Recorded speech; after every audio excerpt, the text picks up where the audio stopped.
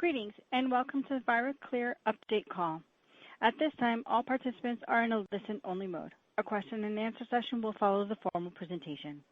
If anyone should require operator assistance during the conference, please press star 0 on your telephone keypad. As a reminder, this conference is being recorded. I would now like to turn the conference over to your host, Mr. Andy Balu, Vice President, Investor Relations. Thank you. You may begin. Thank you, operator, and thank you all for participating in today's conference call and webcast. On today's call, we're pleased to have Ken Londoner, Founder, Chairman, and CEO of BioSig Technologies, Dr. Jerry Zeldis, Chief Medical Officer of ViralClear Pharmaceuticals, and Steve King, Chief Operating Officer of ViralClear Pharmaceuticals. Before we begin, I'll remind everyone that on this call, the presenters may make forward-looking statements. Such statements may be preceded by the words intends, may, will, plans, expects, anticipates, projects, predicts, estimates, aims, believes, hopes, potential, or similar words. Forward-looking statements are not guarantees of future performance, are based on certain assumptions, and are subject to various known and unknown risks and uncertainties, many of which are beyond the company's control and cannot be predicted or quantified, and consequently actual results may differ materially from those expressed or implied by such forward-looking statements. Such risks and uncertainties include, without limitation, risks and uncertainties associated with the geographic, social, and economic impact of COVID-19 on our ability to conduct our business and raise capital in the future when needed, our inability to manufacture our products and product candidates on a commercial scale on our own or in collaboration with third parties, difficulties in obtaining financing on commercially reasonable terms, changes in the size and nature of our competition, loss of one or more key executives or scientists, and difficulties in securing regulatory approval to market our products and product candidates. More detailed information about the company and the risk factors that may affect the realization of forward-looking statements is set forth in the company's filings with the Securities and Exchange Commission, SEC, including the company's annual report on Form 10-K and its quarterly reports on Form 10-Q.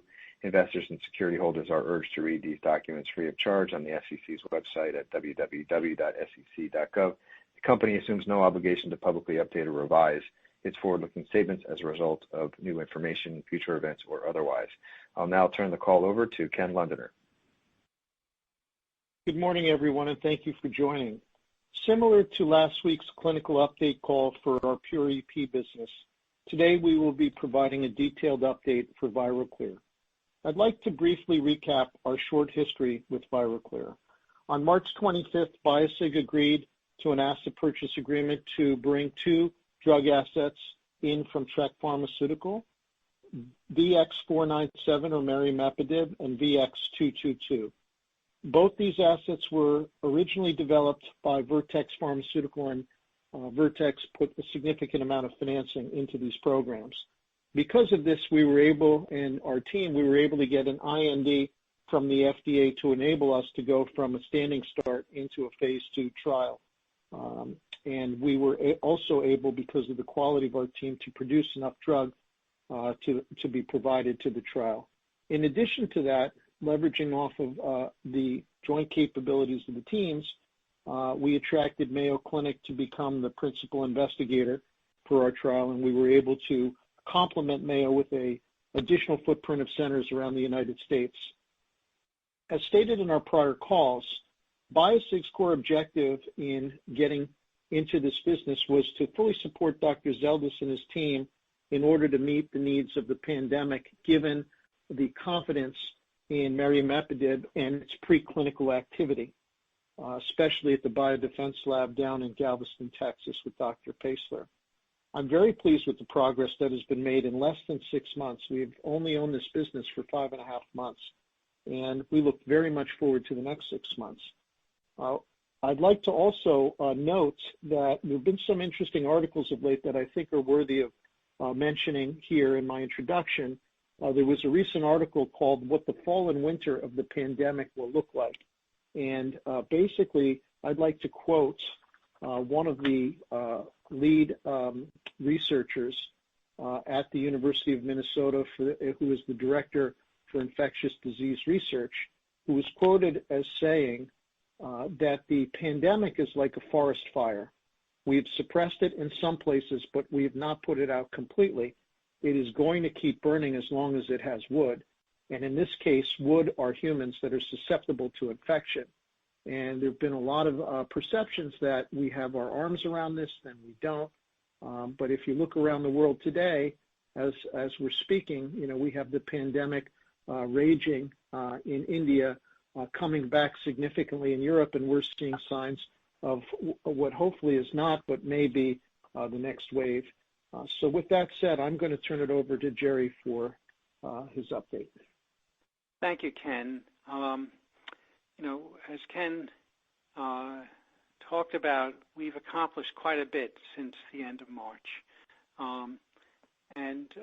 Basically, what we've done is we've quickly repositioned marimepidine for COVID-19 from a drug that had in the past been looked at for hepatitis C, viral infections, and immunological diseases.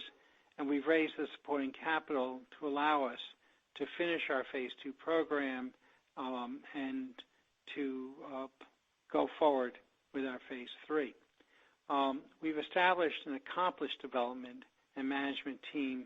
A very good point about this is that despite the fact that from the end of March until now, we've been working extremely hard to move things forward, none of us have met face-to-face with each other.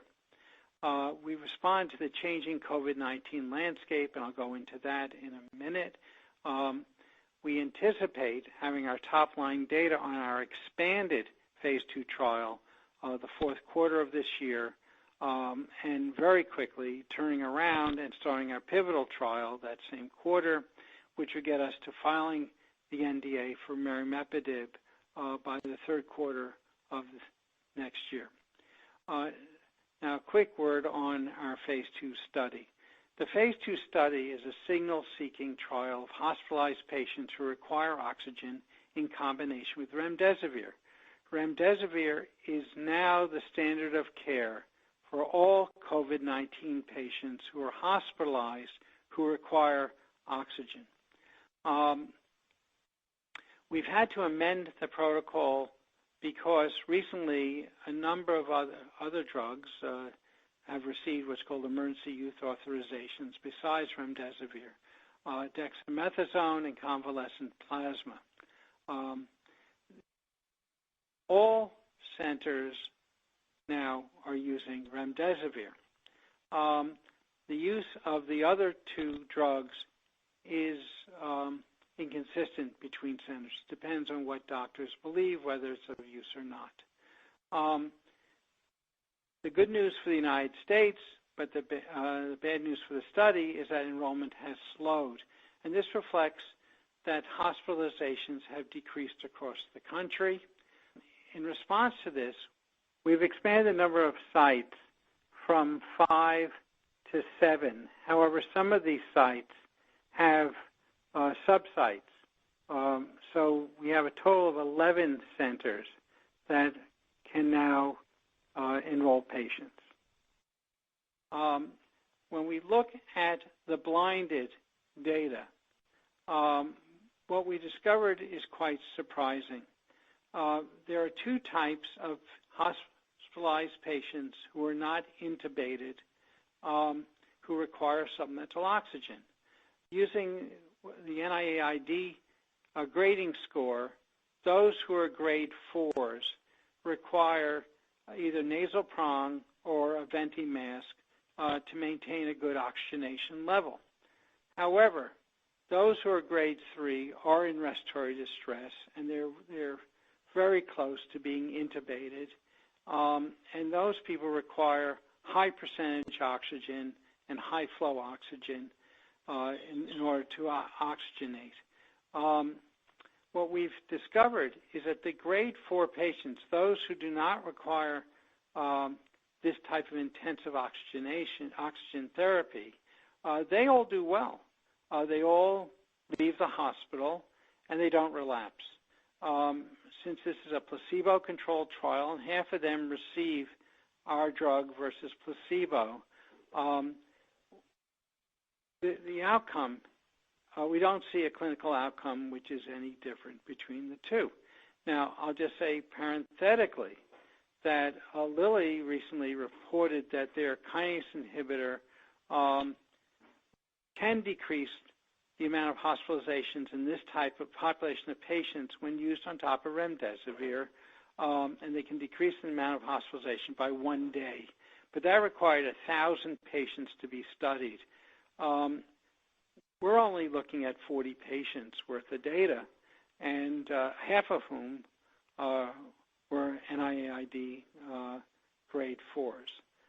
On the other hand, the grade 3s, when we look at it in a blinded fashion, they are separating within that group. A certain percentage of those people are either doing worse or not improving, and the rest are getting better, some very quickly, some not so quickly. And once they leave the hospital and we follow those people for 28 days or longer, the ones who leave the hospital are doing well, thank you. So we believe that that is the group where we'll see a difference if indeed those who do well segregate with our drug versus placebo. At this point, the numbers are too small for us to say we now have a definitive signal to go to the FDA and to go pivotal. Based on conversations that we've had with a variety of consultants and potential funding organizations, so that includes people with extensive previous experience in the government, people who work for non-government organizations. We've been advised to expand the number of patients we have in our phase 2 trial. So on that basis, we've expanded the trial to no more than 80 patients. And I say no more than 80 because we'll be reviewing the data on an ongoing basis as it becomes available. And if the numbers of grade 3s who are doing well increases to a certain point, then we say, aha, perhaps we have the signal we're looking at, then it will be unblinded, and we will then discuss with the FDA because we will now have the power to power the phase 3 study appropriately with the number of patients needed. While this is going on, we're going to be studying markers for inflammation and how they change vis-a-vis our drug versus placebo. That includes cytokines and other markers that are associated with macrophage activation. We continue to look at combination therapy with new molecular entities, but also with monoclonal antibodies. And the monoclonal antibodies is just worth a quick aside. At least 3 companies right now are looking at monoclonal antibodies that will neutralize the virus. The difficulty that they all have is that the amount of antibody they have to give to a single patient is quite large, and there's quite frankly not enough antibody around to treat the pandemic. So anything which could be added to a monoclonal antibody, which would decrease the amount of antibody needed to treat a particular person, would be a great benefit. So we're now performing experiments to see if we can decrease the amount of monoclonal antibody that's needed. First, we'll do this in hamsters, and then if it looks promising, it will go to humans. The monotherapy trials that we wanted to do we have to delay. The difficulty we've run into is now that remdesivir and other drugs are considered standard of care for hospitalized patients, we cannot do monotherapy anymore in that setting. So we will wait till the end of our current trial and then do a monotherapy trial in outpatients. At this juncture, I'd like Steve King, who's our Chief Operating Officer, to discuss our business development and chemical manufacturing controls. Steve? Thank you, Jerry, and good morning, everyone. Since our last call, the ViralClear team has been working on many fronts, including business development and chemistry, manufacturing, and controls. On the business development front, we were able to work with Vertex to offset the scheduled milestone payments for the start of phase 2 and phase 3 studies in return for a small increase in back-end sales royalty. The team at Vertex has also supported any of our needs for historical technical information. We have also been talking with many companies to discuss possible merimepidib drug combinations. These collaborations are ongoing and will start with testing in VeriCells, as we did with remdesivir, and in animal models such as hamsters. The discussions with various organizations also continue in relation to non-dilutive funding for both COVID-19 and other viral diseases. On the CMC side, we continue to put in place the supply chain for both the NDA filing and subsequent commercial launch. In July, we contracted with AMRI to manufacture the merimepidib drug substance for phase 3 registration batches. These will be required for the NDA filing and also to scale up. This material will be used to produce the drug product, which is the solution for the phase 3 solution. In addition, we have contracted with another API supplier to produce large quantities of key ingredients to make the merimepidib drug substance. These are then converted into the merimepidib material, which goes into the solution. As mentioned, we have produced sufficient supplies of active and placebo for the phase 2 study. In parallel, we're working on flavoring and taste masking for the pivotal phase 3 trial. A CDMO, or contract manufacturing organization, has been selected to produce phase 3 registration batches of the solution and scale up to the commercial launch. The team has also been working on a tablet formulation, which should be available in the next 6 months. This concludes the update for the CMC and BD, and I'll hand back to Jerry for closing remarks. Thank you, Steve. I'll summarize that from the beginning, our mantra has been focus and speed, and we have focused on COVID-19, and we've accomplished quite a bit since the end of March. We have quickly repositioned merimepidib for this horrible disease, and we've raised supporting capital to allow us to get to the end of phase 2 and to negotiate the phase 3. We've established an accomplished development and management team, which has worked very well together, despite the fact that none of us have ever met face-to-face.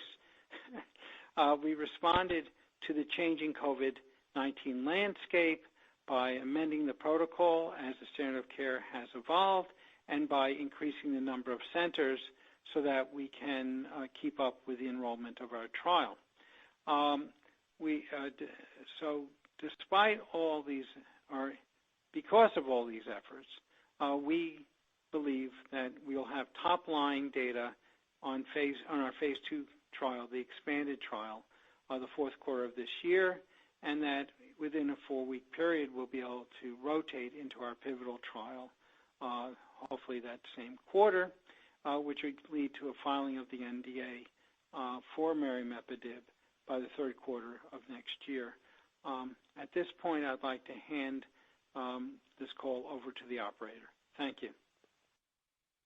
Thank you. At this time, we'll be conducting a question and answer session. If you'd like to ask a question over the phone, please press star 1 on your telephone keypad. A confirmation tone will indicate your line is in the question queue. You may press star 2 if you'd like to remove your question from the queue. For participants using speaker equipment, it may be necessary to pick up your handset before pressing the star keys. You may also submit a question via the webcast by typing into the Ask a Question box on the left side of your screen. One moment, please, while we poll for questions. Thanks, Melissa. While we're waiting for the questions to poll, I'll throw one out to the team. Can you describe the relationship with Vertex? Why were they willing to give up milestone payments at this stage for more on the back end? Thanks, Andy. I'll take this call as Steve King. Firstly, I want to say the Vertex team has been very helpful and supportive. Vertex wanted to do something to help with the COVID-19 pandemic, and helping ViralClear was a way to achieve this. I also think it's a good example of the pharmaceutical companies working together to fight the COVID-19 pandemic. Great, thank you. Melissa, we're ready for questions from the line. Thank you. Our first question comes from the line of Yale Jen with Laidlaw & Company. Please proceed with your question. Good morning, and thanks for taking the questions. I have two here. The first question is that in terms of the blinded data, how many among the 40 patients, how many are grade 3 and how many are grade 4, so we can estimate what the total grade 3 patient may be in by the end of the study? I'll take this. We're not going to give specific numbers yet. Just as I revealed, we've had 40 people randomized in the trial, and at this point, approximately half of each type of grade. But I think it's irrelevant if it's 18 versus 20 versus 22 or whatever it is. But they're about the same number of patients. The problem that we faced is that because the outcomes of the grade 4s were very different than the grade 3s, and we saw that all the grade 4s did well, we have to bring in more patients to beef up the number of grade 3s. So this separation we saw in outcome, we could get a stronger signal. Okay, maybe one follow-up question here is that what percentage of the patient you think may have taken the convalescent plasma or dexamethasone, potentially, whether that would be complicating the data reading, and was something you intend to stratify a little bit to get a better picture when you have the phase 2 read data out in the fourth quarter of this year? And thanks. Yeah. Well, as you recall, the convalescent plasma received the emergency use authorization approximately a month ago, and so we don't have many patients who took that. And dexamethasone is an interesting story because many clinicians don't really believe that it's of great use, unlike remdesivir. So, and the reason for that is very straightforward. In England, where the work was done with dexamethasone, the ICU mortality dropped from about 37% to around 20% or 22%. At the Mayo Clinic, and we are in 3 different sites in Mayo Clinic, our principal investigator is at the Mayo Clinic, their ICU mortality is in the low teens at worst. And so they said, well, all that happened in England was that they started moving towards what they were doing at the Mayo Clinic, and therefore we don't see any need to add dexamethasone. The majority of patients we've admitted were not on dexamethasone, but of course we're going to look at this, and we'll go from there. Okay, great. Thanks. Get back to the queue. I appreciate it, and congrats on the positive progression at this moment. Yeah, well, our fingers are crossed. Thank you. Our next question comes from the line of Jeremy Rowe with Integra. Please proceed with your question. Hey guys, good morning. Thanks for taking my question. I appreciate it. So I've done some digging into the science with some friends on this company, as well as a handful of others who are doctors and researchers, and feel particularly with this one we're on pretty solid ground. What I'm curious about is the bigger picture regarding corporate plans. Do you plan to keep ViralClear as a sub? Are we going to spin it out to its own public entity or sell it privately? And then a quick follow-up would be, to that end, where are we at with this process? If that's what we're going to do. Yeah, hi, Jeremy. Thanks. Yeah. Jeremy, that's for Ken. Yeah, thanks for the question. we've been working consistently on the process, and we have a board meeting coming up this Thursday where we're going to be discussing the process further. There is, a path forward for the spin out. There are certain inputs that have to go into it that I can't really discuss on today's call, but we think within the next 30 days we'll be in a position to socialize more about it. I mean, at the end of the day, what we said on the last call and the call prior was that we see Jerry and his team as outstanding leaders in drug development with great track record. They have a fantastic drug platform that Vertex spent quite a bit of money on and was willing to forego milestone payments for, which we thought was a good sign. And, we're preparing it for its own independent life. And in order to do that, you need to go through a number of steps. But you'll be hearing about that soon, and we're heading in that direction. Thanks, Jeremy. All right, thanks. Thanks very much. Thank you. Our next question comes from line of Gary Zwetchkenbaum with Plum Tree Consulting. Please proceed with your question. Thank you. My question is for you, Dr. Zelvis, and for Ken Londoner. What does ViralClear Pharmaceutical have to do to receive emergency authorization for our antiviral drug? And the second part, my question is, are there any combination therapy partners out there that we have identified or are talking to us now for our drug? Can you expand on that, please? Okay. The first question is about emergency use authorization. It's fairly straightforward. Once we engage the FDA to review what we have seen, there's a series of considerations. One is the signals such that it would justify going pivotal? And most likely, depending on what we see as we're moving forward, in the eyes of the regulators, is this truly a breakthrough that's of significance? And I put quotes on that because it's in the eyes of the beholder, that the FDA would say, yes, this is urgent. People should have access to it, and we'll therefore grant an emergency use authorization. If the answer is yes, then we will prepare the application with that in mind. If the answer is no, but you have positive trial, you can submit the NDA, then we'll go through the appropriate hoops we need to jump through and file an NDA. I'll just say parenthetically that emergency use authorization also requires an extensive application. It isn't as if you get a phone call and congratulations, you just won an emergency use authorization. The FDA has to look with good scientific rigor over the data to make certain that stands up to what we believe we've seen. So that's a process.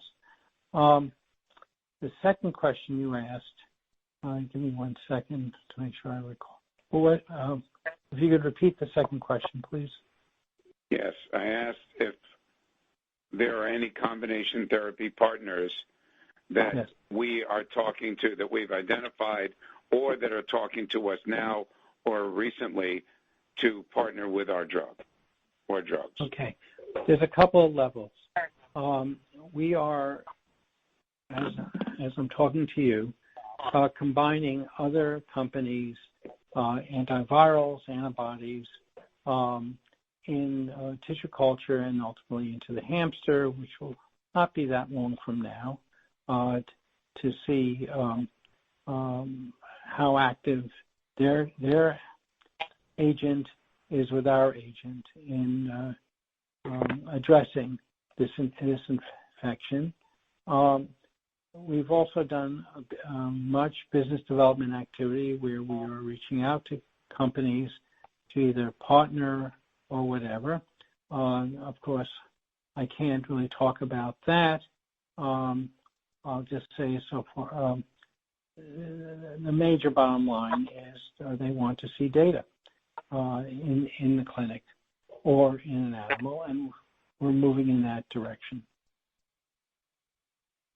So there are several companies that we're in talks with now that we are doing some form of trial in the lab with these companies and their products.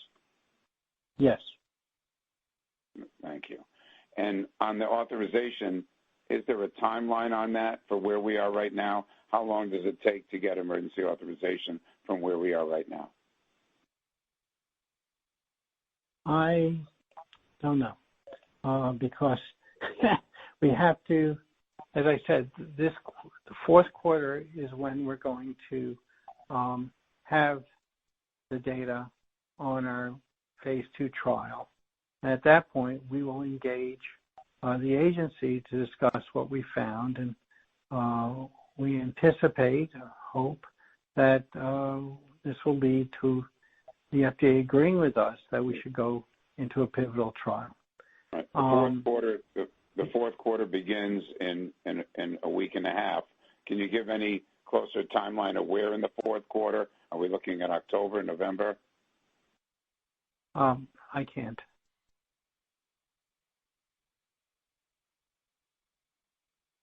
But right now, that's our timeline. Thanks, Gary. So we'll take one from the webcast here from Frank Foley, and it's on the topic of EUA. Is there sufficient inventory of MMPD for initial use by healthcare personnel in the event of emergency use decision by the FDA? Steve, do you want to handle this? Yeah, we, as I mentioned in my earlier comments, we have API that we are making now, which we would expect to happen in the fourth quarter, which will build up our inventory of materials, and we have further materials being delivered in the first quarter, second quarter of next year. So depending on when that comes, we will have inventory.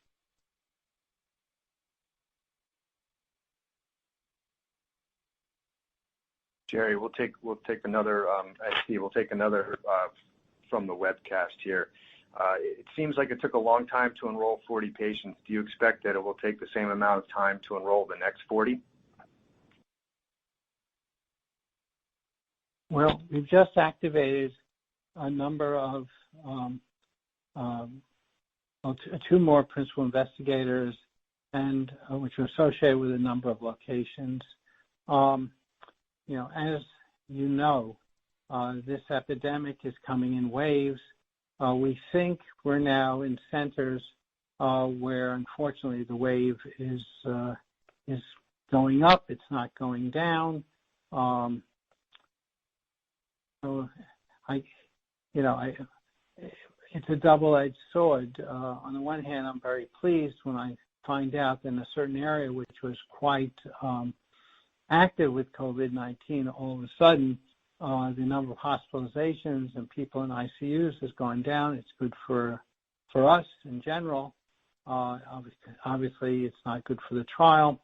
So I think we'll get there. I think the other thing is that we are partnering with the Hospital Corporation of America and their COVID task force. And as you know, they have hospitals across America. And we are beginning to evaluate hospitals where things are going, number of infections are going up, not down. We're going to try to get them online as fast as possible so that we can be ahead of the wave. Of course, people are also expecting a second wave of infection, and we're already in place in case this thing happens. Thanks, Jerry. Another question from the webcast. Can you describe the drug pricing, cost of goods sold? Steve, maybe that's for you. Sure. As we go through the development process, the cost of goods will go down as we scale up both the Mary-methaded drug substance and also the oral solution. It's anticipated the cost will be consistent with other products in the market and will allow us to obtain margins consistent with the products of this type for the treatment of COVID-19.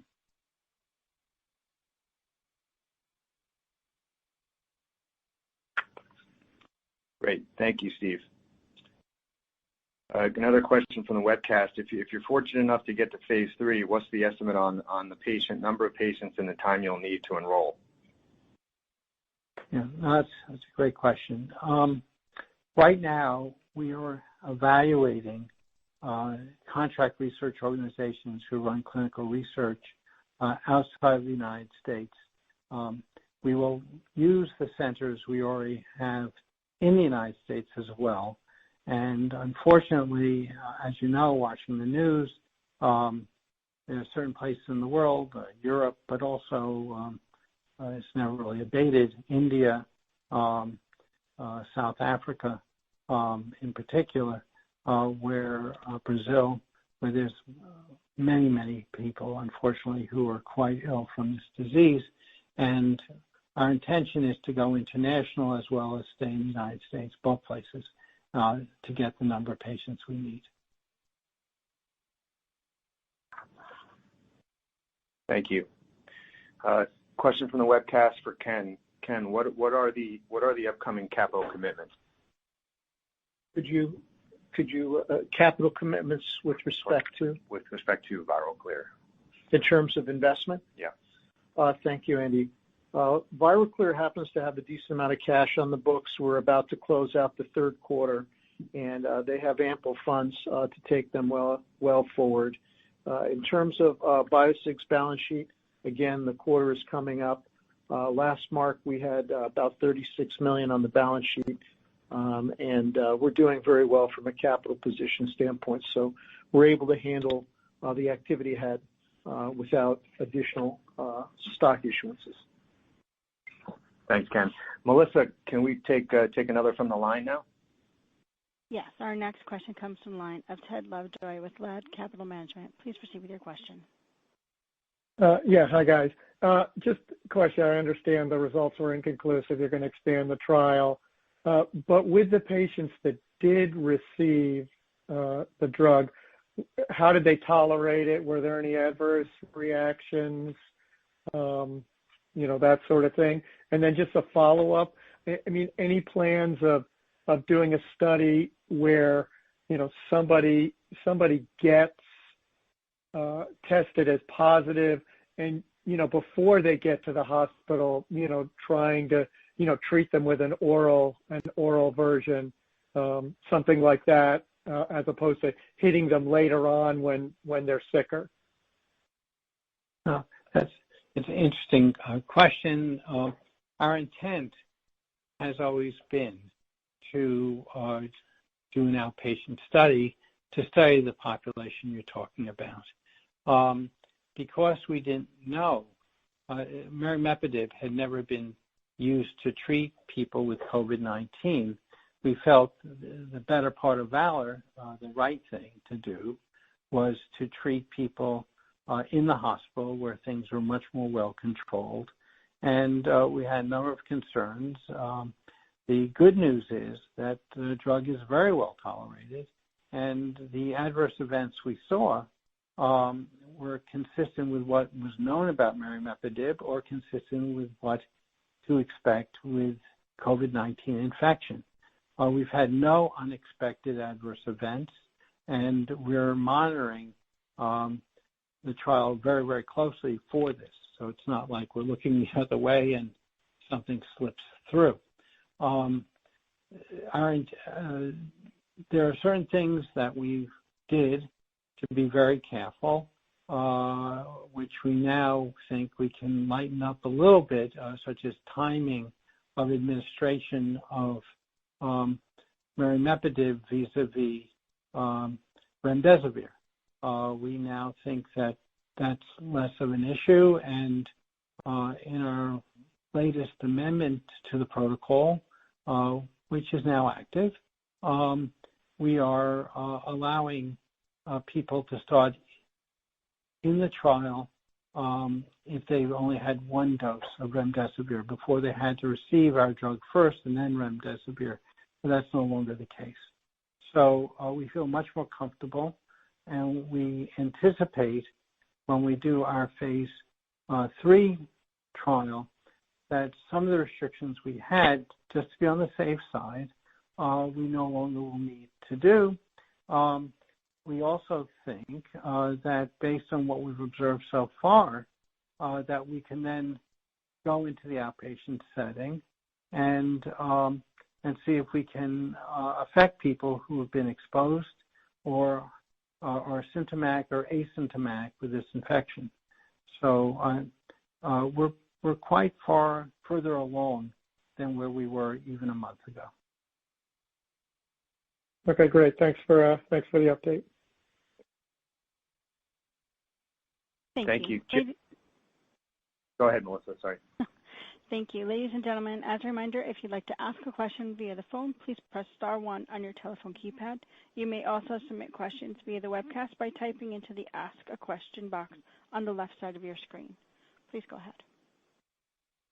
Thanks, Melissa. So a common question we're getting on the webcast here is BARDA, NIH, non-dilutive funding. Will you be receiving any non-dilutive funding?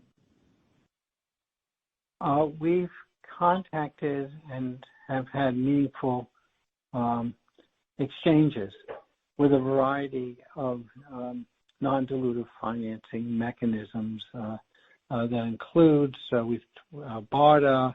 We've even chatted with the White House Warp Speed program, even though for the moment that program is not is focusing on vaccines, but they're also keeping an eye out on antivirals.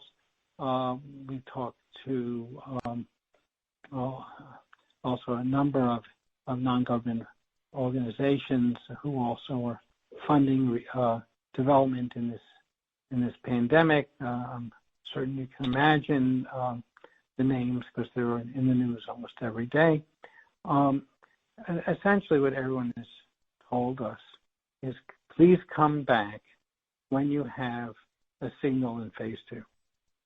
So I think we're working on the assumption that once we get a signal in phase 2 that we are having meaningful activity in the drug, that it would merit us going pivotal, then we would probably qualify for a variety of non-dilutive funding mechanisms.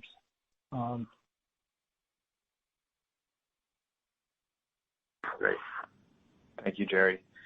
Another question that we're getting from the webcast regards viral reduction.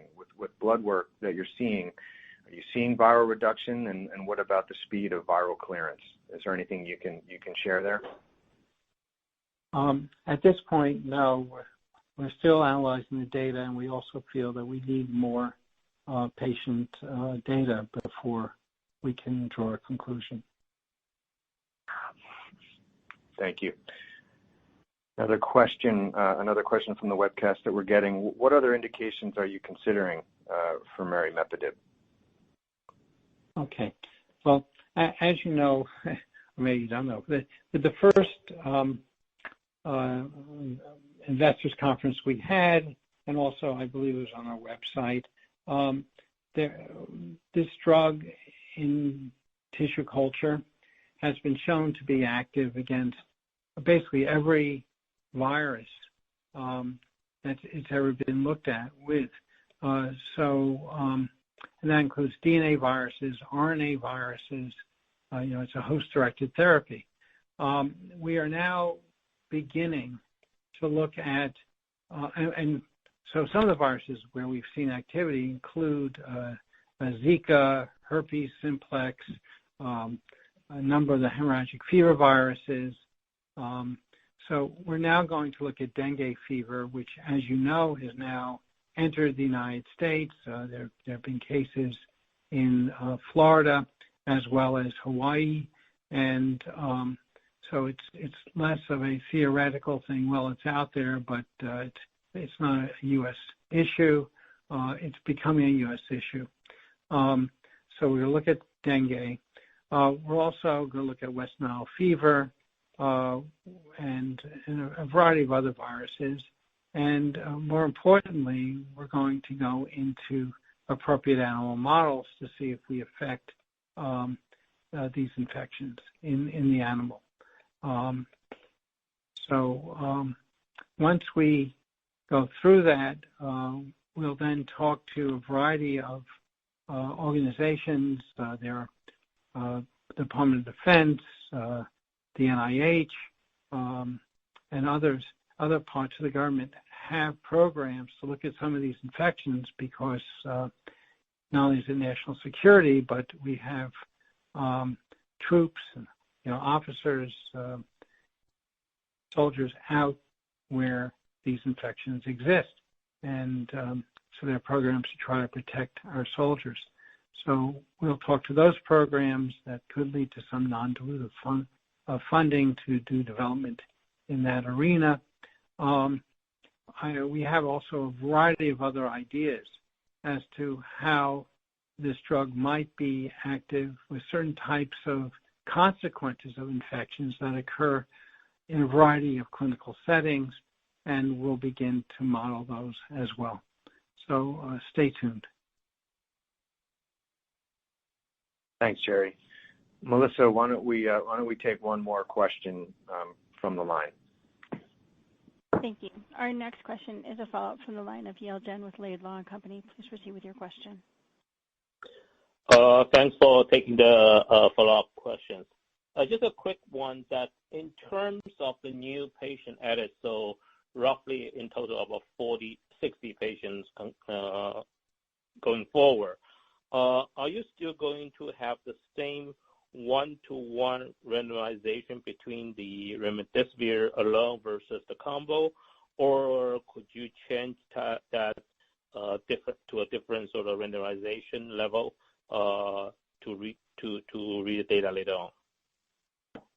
It still will be a one-to-one randomization, but now we're going to concentrate on enrolling grade 3 patients because we need to beef up the numbers so that the sense we're getting that grade 3s do differentiate, they do bifurcate in their outcomes. We'll see whether that bifurcation segregates with our drug or placebo. And as I said in my opening remarks, on an ongoing basis, we're going to be observing what's going on. So if we bring in another 10 or 15 grade 3 patients and we feel that now things are really, the numbers are looking very good, at that point, we do an unblinding, we look, and if we see that things behave the way we hope they'll behave, then we'll go into a dialogue with the FDA. Okay, maybe just tag on one last question here, which is, are you seeing increasingly more elderly patients in the trial at this moment, or are you still the age distribution still more broadly in terms of the age? We have a spectrum of ages. I think the youngest patient in the trial is 31. And are they generally account for a lower portion percentage versus the elderly patients? Just unblinded.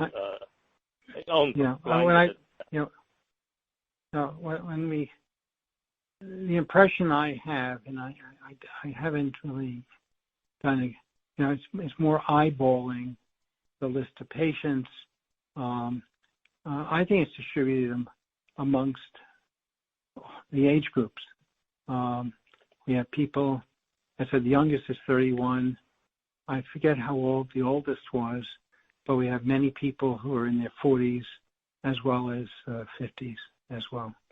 So it isn't like they're all octogenarians.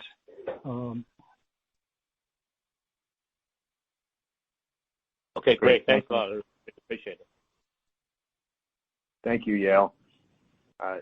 Thanks, Jerry, Steve, and Ken, and thank all of you for participating on today's call. That will be our last question. For more information, please don't hesitate to reach out to us or visit www.biosig.com, and you can find information on ViralClear there too. Have a good day. Thank you. This concludes today's conference. You may disconnect your lines at this time. Thank you for your participation.